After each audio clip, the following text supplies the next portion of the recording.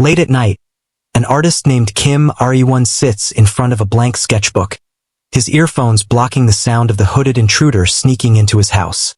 By the time Rae-wan realizes anything, the intruder is standing right behind him. He jumps up and yanks off the intruder's hood to reveal Han, his friend of 8 years, who flops into his bed with a loud woo-hoo. She flails at him as he tries to pull her off the bed, and she finally jumps up and flings off her raincoat to show that she's in her pajamas. Ha! Eun-sung roots through Rae-wan's fridge, helping herself to his food and wine while Rae-wan offers up a futile, "Hey, hey!" As if he already knows nothing, he will stop what's about to happen. Eun-sung pouts that her apartment is flooded and begs him to let her spend the night. But Rae-wan knows better the last time something like this happened. She camped out at his place for 2 solid weeks.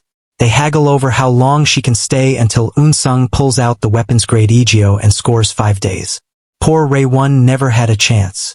Eun-sung mentions that it's been 2 months, and Rae-wan starts to say something but he stops himself and goes back to work. In the morning, Eun-sung heads out to a job translating for French presenters at a wine show. Her friend Kang Jae-in asks why Eun-sung went to Rae-wan's house last night, of all places, after sleeping with him 2 months ago.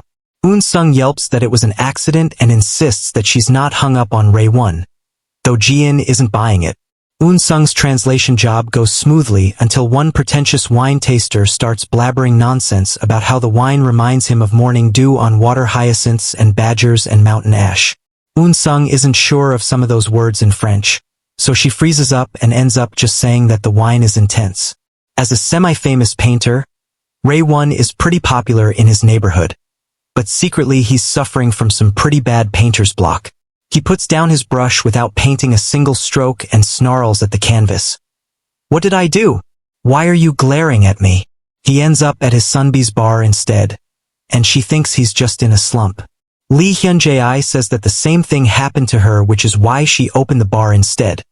Then slyly notes that it's been 2 months since that night with Eun-sung. Rae-wan tells her that Eun-sung showed up again last night, acting like nothing ever happened. Poor Rae-wan has lost his mojo in other areas. 2. He tries to flirt with the waitress, Seo-young, but she cuts him off saying that she's heard he's a player. He lives in a gorgeous house, but his fridge is a disaster, and just to make things weirder, he discovers that Eun-sung apparently brought along her pet hedgehog. Haha. While making dinner that night, Rae-wan complains about the hedgehog, but Eun-sung just coos over cute little Bakgo. He's nocturnal and he loves baths, just like you. Rae-wan makes her put Bakgo on the floor while they eat, and soon they fall into their old pattern of teasing banter. Eun-sung complains that her clients don't see translators as humans, but more like transformers who can flip back and forth between languages. She says that Rae-wan has it easy, a famous painter who lives in a nice house and drives a nice car, though he's quick to point out that the house belongs to his parents and the car was left behind when his sister got married. As Rae-wan debones his fish, Eun-sung exclaims over how good he is with his hands and wonders cheekily if he's ever thought of being an artist. Ha! Rae-wan asks how long the repairs will take at Eun-sung's apartment, and she's oddly evasive about answering. "Wanna bet there's no flood?" Rae-wan sighs in irritation, but not because of Eun-sung's presence, it's because Hedgehog Bakgo is snaffling his foot. After dinner, Eun-sung and Rae-wan have a few drinks.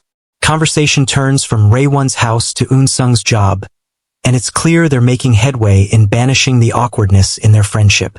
Then Eun-sung brings it screaming back by asking if Rae-wan is dating anyone, and he says he's focusing on his work, which leads to discussion of all his past girlfriends. Eun-sung teases Rae-wan for being a player who dates a lot. She shyly asks if he slept with all of them and he says no. She confesses that she slept with her exes, but Rae-wan points out that she dated the same guy for 5 years. Apparently that guy got his next girlfriend pregnant within a month and got engaged, and Rae-wan says he unfriended him on social media for posting constant sonogram pictures. Rae-wan gets a little cranky when Eun-sung keeps talking about her ex, so she promises to stop. She pouts that Rae-wan is her only friend, then starts to say something about that night, but her phone rings with a job offer and distracts her. Poor Rae-wan. It's killing him. Later, Rae-wan is reading in bed when he hears Eun-sung shrieking from the living room. She has a job tomorrow translating for a horror movie director, so she's watching the director's movie and she's scared witless. Rae-wan reluctantly sits to keep her company, and she latches onto his arm and won't let go. And she doesn't notice how she's affecting him by her close proximity. Rae-wan's arm is numb by the time the movie is over, so Eun-sung offers to massage it, which leads to an awkward but adorable tickle/giggle fest. When Eun-sung finally lets go, Rae-wan gets all weird again and heads to bed. He comes back with a little disco ball projector thingy, which flashes multicolored lights for Eun-sung to use as a nightlight. She gives it a weird look and complains that it will keep her awake, but she's soon fast asleep. In the morning, Eun-sung almost leaves the house with eye makeup on only one eye, so Rae-wan makes her sit while he does the other eye. It puts his face all up close to hers, so she ends up either staring at his eyes or his lips, leaving her feeling as she travels to her job. Even the director compliments how pretty her eyes look. Rae-wan visits Hyunji's bar again and flirts with So-young, who still isn't having any of his nonsense. He asks her what she likes to do for fun, and she says, "Eat, drink, and be alone. A girl after my own heart." Hyunji warns him to keep away from So-young, who has very strict parents. He heads home and procrastinates by cleaning every inch of his house. Soon it's time to face his blank canvas again, but he only makes a few strokes before calling it quits. He takes a nap instead and gets woken up by Eun-sung's hedgehog Bakgo snuffling his foot again, and by the time Eun-sung gets home from her translating job, Rae-wan has built Bakgo an entire hedgehog house. Eun-sung brought home the food she couldn't eat during the day because she was busy translating, and when Rae-wan says he's out of alcohol, she takes down a jug of his father's plum wine and they dip into it. The wine reminds Eun-sung of another time when Rae-wan's dad opened one of the wine jugs to celebrate her getting a job, and she got really drunk. Rae-wan remembers it, too, because she got sick and clogged his toilet. Haha. He laughs at how big and impressive the poop was, embarrassing Eun-sung, making her whine that he doesn't see her as a woman. She asks if he has anything to say to her about that night 2 months ago, and he says no, so Eun-sung chirps, "If you don't, then I don't either." She gets a sudden wild hair to go pick apricots from a neighbor's tree. She can't quite reach the fruit with the stick she's using, so Rae-wan gets in close to help. But when they finally knock down an apricot, it hits the pavement and goes splat. Eun-sung's wails hilariously morph into shamanic chants, as Rae-wan tries not to smile. Eun-sung goes back to reaching for apricots while Rae-wan offers to just buy her some online, but she insists that she wants these. Rae-wan boosts her onto his shoulder, then goes awkward again when he has to grab her but to steady her, but she gets an apricot this time. Eun-sung holds the apricot to Rae-wan's nose so he can smell it, then gives in to the moment and kisses him. She backs away, but he moves close and kisses her again before backing away himself. He blurts, "We can't do this again," and Eun-sung very calmly kicks him in the thigh. They walk back to Rae-wan's place, apologizing to each other and agreeing that it's good they stopped when they did.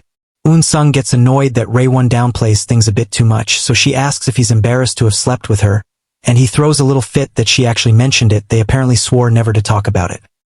He accuses Eun-sung of coming to stay with him just to seduce him again, and she busts out laughing. She says that that night was just a mistake, but Rae-wan orders her out of his house ASAP anyway. Eun-sung argues that she has nowhere to go and marvels that Rae-wan seems so desperate to get rid of her just because they slept together.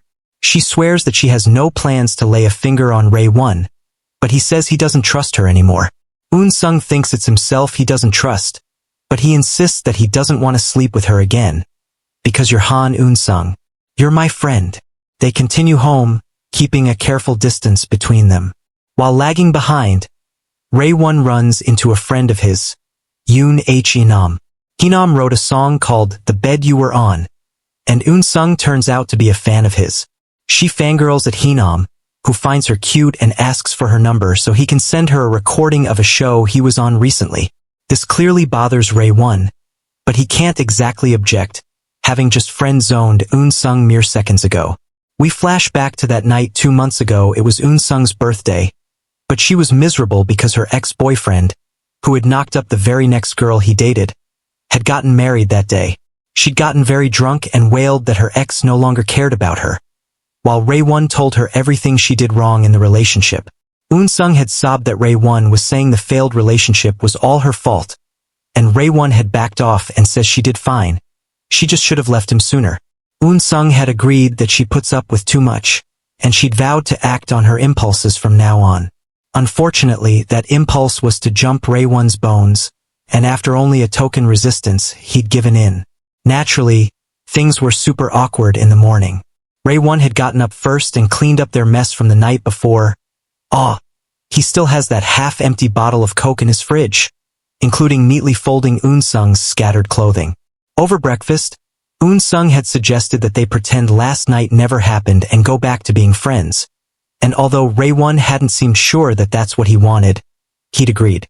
Rae-wan finds Eun-sung sleeping in on his couch on her day off, and when she gets up, he freaks completely out she's borrowed his prized, very expensive, limited edition, never-been-worn concert t-shirt. But when she starts to take it off right in front of him, he gives up and tells her to just keep it. They head to the sauna together, and Rae-wan is super twitchy whenever Eun-sung touches him. He tells her not to talk to him, touch him or joke with him, and makes her walk on the other side of the street. He sits in the water, complaining to himself about Eun-sung. While on the women's side, Eun-sung berates herself for bringing up that night again by kissing Rae-wan. They meet back up at Hyunji's bar, where Eun-sung makes Rae-wan sit 2 seats away to keep some distance. LOL. There's a different waitress, so Rae-wan asks about Seo-young, then relishes telling Eun-sung that he knows lots of women. They sit for a while on their phones and not talking, more comfortable with each other than they realize, as long as they're not paying attention. At one point Rae-wan looks over at Eun-sung and suddenly, he can't take his eyes off her. He absently draws her on a napkin, then hides it quickly when she looks up at him. She's gotten a message from Hee-nam, Rae-wan's musician friend, who wants to come to his place and hang out with her. Hee-nam asks if Rae-wan and Eun-sung are really nothing more than friends, and Rae-wan pouts at Eun-sung's affirmative answer. Hee-nam asks Eun-sung when she last kissed a guy, and she does a spit take while Rae-wan changes the subject, both of them thinking about their recent kiss. Rae-wan is still annoyed later, when Hee-nam continues to flirt with Eun-sung right in front of him. They commiserate over not being respected in their careers, and eventually Rae-wan gets fed up and goes to his room to work. He can still hear them talking, so he puts on his headphones to drown out their voices. When Hee-nam leaves, he makes it clear to Eun-sung that he likes her and is interested in dating her. Eun-sung is flattered, but she says she's too tired these days to date anyone. Hee-nam tells her that nothing can stop him when he likes someone. Rae-wan finally talks Seo-young into coming to his place for a meal, but when he serves the food, she only picks at it. She explains that her mother never fed her much, but at least it keeps her skinny, and she really does like the food even if it seems like she doesn't. I already don't like her for Rae-wan, who loves to feed people. After dark, Rae-wan lurks in the street like a goblin, waiting for Eun-sung to come home. When she finally does, she's got Hee-nam in tow, and they have plans to watch the scary movie by the director Eun-sung is working for. Rae-wan offers to make Eun-sung dinner, but she's already eaten, so he shovels down leftovers alone in his room while eavesdropping. Hee-nam finds the scary movie boring and asks Eun-sung to speak French instead. He dictates sentences for her to translate, which get more and more flirtatious as he leans close, intent on kissing her. Nervous, Eun-sung shoves a gummy worm in her mouth, but Hee-nam just takes the end and eats it like Lady and the Tramp, which is when Rae-wan starts blaring Buddhist chants and Hee-nam loses his mojo, muttering that he's Catholic. He leaves, and Rae-wan seems happy that his plan worked. He tells Eun-sung not to let herself be manipulated just because Hee-nam is young and handsome, but she snaps that she just likes being around him. Rae-wan backs down and wishes her luck with Hee-nam, admitting that he's not a bad guy. Eun-sung vents to her friend Jian the next day, and Jian's take is that Rae-wan is jealous because they slept together. She tells Eun-sung that pretending it didn't happen doesn't make it true, and asks if Eun-sung still wants Rae-wan. Eun-sung vehemently denies it, blaming her body for kissing him again. Jian advises her to sleep with Rae-wan again, which may clarify her feelings. Eun-sung pouts that she can't because they're friends, and decides it's best if she just leaves his place as soon as possible. She stumbles home drunk, not even noticing that she's lost a shoe. Rae-wan hurries to shush her, but she starts rapping loudly about her missing shoe. Ha! Eun-sung joins them. So she's the reason Rae-wan wanted Eun-sung to be quiet. They all sit together for a drink, and Seo-young immediately starts in on whether men and women can be friends. They're joined by Hee-nam again, and is quickly the target of Seo-young's barbed comments regarding poor artists. Hee-nam takes it well, and tells them that he's written a song about Eun-sung called You Drive Me Crazy. He brings out the sparkly club light projector for atmosphere, unaware that it was on the night that Rae-wan and Eun-sung slept together, and reminds them both of that night. As he sings, Rae-wan alternates between staring at Eun-sung and avoiding her eyes, until the end of the song when she meets his gaze and he doesn't look away. Oof, my heart. A tear falls down his cheek as Hee-nam ends the song, and Hee-nam says it's the first time a song of his made anyone cry, though the wrong person is crying. Ha! Rae-wan walks Seo-young out, and she tells him she likes guys who can cry. She takes his hand and asks if he's interested in becoming an us, but we don't hear his answer. Inside, Eun-sung looks through one of Rae-wan's old sketchbooks, which reminds her of the day they met. They'd been sitting across from each other on the subway, and Eun-sung had noticed Rae-wan staring at her legs. She'd snatched his sketchbook and loudly accused him of being a pervert, until he'd yelped that he was drawing people's legs as a school assignment. She'd found a picture he drew of her face and had been charmed. Eun-sung pretends to be asleep when Rae-wan returns home. He sits beside her and heaves a heavy sigh. The next day, he goes to Hyun-ji to talk about his confusing feelings for Eun-sung. He says he's always thought of her as a friend that he could show all his ugly sides, and that she always accepted him. He says he can be himself with her, and wonders if that's love. Hyun-ji tells him to just go confess his feelings, and when he balks, she snaps at him to just wait until after he dies and is reborn as Eun-sung's pet hedgehog. Seo-young shows up for work and gives Rae-wan the cold shoulder. Well, that answers that question. At lunch, Hee-nam tells Eun-sung all about his big plans for a trip to France. She just barely pays attention, more interested in the man sitting outside sketching. Over dinner that night, Rae-wan tries several times to broach the subject of his feelings for Eun-sung, but she keeps interrupting. She tells him her apartment is ready and she's moving home tomorrow, then goes to the fridge for a drink.